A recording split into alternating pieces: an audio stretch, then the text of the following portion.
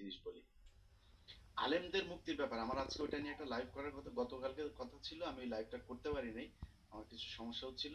আজকে সেই লাইভটা করার কথা ছিল, তো সকালে ঘুম থেকে উঠে তো দেখি ঈদ মোবারক, যে কারণে ওই লাইভটা আমি বললাম হুজুরদেরকে যে হুজুর আমরা আজকে এটা করলে এই ইস্যুটা আসলে গুরুত্বপূর্ণ ইস্যু, সো আপনার ওই ইস্যুটা আটকায় যাবে।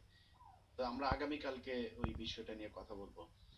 এই আপনার এমনিতে তো এখন পর্যন্ত বিচারকদের ভেতরে আওয়ামী লীগের এই লোকজন আছেই, আইন মন্ত্রণালয় এখনো পুরোপুরি একদম, আইন মন্ত্রণালয়গুলোর বেশিরভাগই সচিব আমলা এগুলো তো সবই এখনো আওয়ামী লীগের শেপেতে তারা বসে আছে।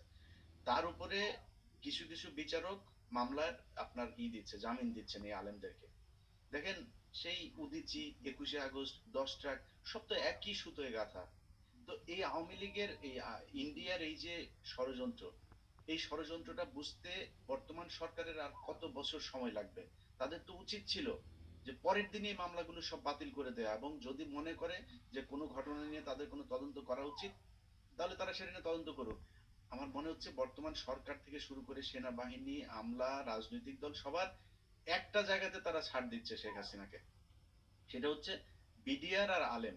এই দুইজনাদের বিরুদ্ধে যে মামলাগুলো আছে সেই মামলাগুলোতে তারা কোনোভাবেই শেখ হাসিনাকে ওভারটেক করতে চায় না, মানে শেখ হাসিনা যা করেছিল সেটাই মনে হচ্ছে করছে।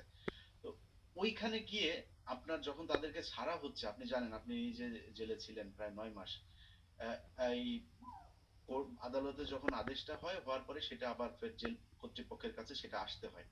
এই যে আসার মাঝখানে যে সময়টা, এখানে আপনি বের হওয়ার সময় দেখেছেন যে সেখানে ডিজিএফআই এর লোকজন, এনএসআই এর লোকজন, সব গোয়েন্দা সংস্থার লোকজন থাকে, এবং তাদের ক্লিয়ারেন্সের বাইরে এটা করা যায় না। তারা সেটা করতে দিচ্ছে না, তারা সেটা ডিলে করছে, 3 দিন 4 দিন তাদের এই আদালতের কপি যেতে সময় লাগছে। এই জিনিসগুলোতে তারা বাধা দিচ্ছে। অতএব ডিজিএফআই তে এখন পর্যন্ত এই সব আওয়ামী লীগের লোকজন, আমরা এই তালিকা যে আমাদের কাছে আছে এটা আপনাদের বোঝার জন্য আপনাদের সায়েন্টিস্ট হওয়ার দরকার নাই। তো আপনারা কারা কারা আছেন, আপনারা এখন খুব বেশি বিশাল ক্ষমতাশালী আছেন, এই ক্ষমতায় আপনারা থাকতে পারবেন না। আজকের ঘটনা দিয়ে চিন্তা করেন, আপনারা কিন্তু কোনো কিছুই আটকাইতে পারবেন না। আর যদি মনে করেন এখন সেনা শাসন দিয়ে কিছু করে ফেলবেন, ওইটাও আপনাদের পক্ষে সম্ভব না। দেশের মানুষ ওই জায়গাতে নাই আসলে। তো এই আজকের ঘটনায় যারা বুলডোজার করেছেন, আটকেছেন, এবং বিভিন্ন জায়গায় সেনাবাহিনীর এই যে গোয়েন্দা সংস্থা মিলে নানান ধরনের গোয়েন্দা তৎপরতা করে তারপর সরকারকে বেকায়দায় ফেলে আবার শেখ হাসিনাকে আনার জন্য পায়তারা করছেন, স্বপ্ন দেখছেন, এই দিবা স্বপ্ন থেকে সেনাবাহিনীকে বের হয়ে আসতে হবে। কারণ আমার মনে হয় না যে এই সেনাবাহিনী আজকে যদি চাইতো, তাইলেও এইখানে এই যে বাঁচাতে পারতো। সেনাবাহিনী না, সেনাবাহিনীর ধরো 10 থেকে 15 জন অফিসার বা সর্বোচ্চ 20 জন। না এই ভাই, আপনি এটা বলবেন কিভাবে? ওয়াকার নিজে, ওয়াকারের নিজের ঘরের মধ্যে এখন পর্যন্ত শেখ মুজিবের ছবি। আপনি সেনাবাহিনীকে বাঁচায় বলবেন, সেনা প্রধান যদি এটা হয়, আমরা সেনাবাহিনীকে বলবো কিভাবে যে আসলে একদম পুরো সেনাবাহিনীকে ধরে কথা বলতে ইচ্ছা করে, সবাইকে ধরেই কথা বলি আমরা।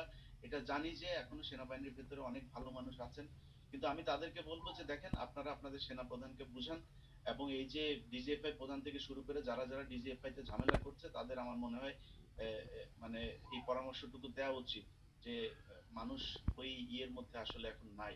সেনাবাহিনীকে ঠিক হইতে হবে। 14 নির্বাচন, 8-এর নির্বাচন থেকে শুরু করে সেনাবাহিনী যেসব ঘটনাগুলো ঘটিয়েছে, সেগুলো এই দেশে আর করতে দিবে না বাংলাদেশের মানুষ। এবং কিছু কিছু ধরো আমরা দেখছি যে অবসরপ্রাপ্ত অনেকে নানা রকমের স্ট্যাটাস দিচ্ছে এখন, ধরো ইকবাল হুম, ভূঁইয়া। হুম। আর ইকবাল করিম ভূঁইয়া 14 সালে তার ভূমিকা কি ছিল, 14 নির্বাচনের কি ভূমিকা ছিল, তারপরে এরশাদ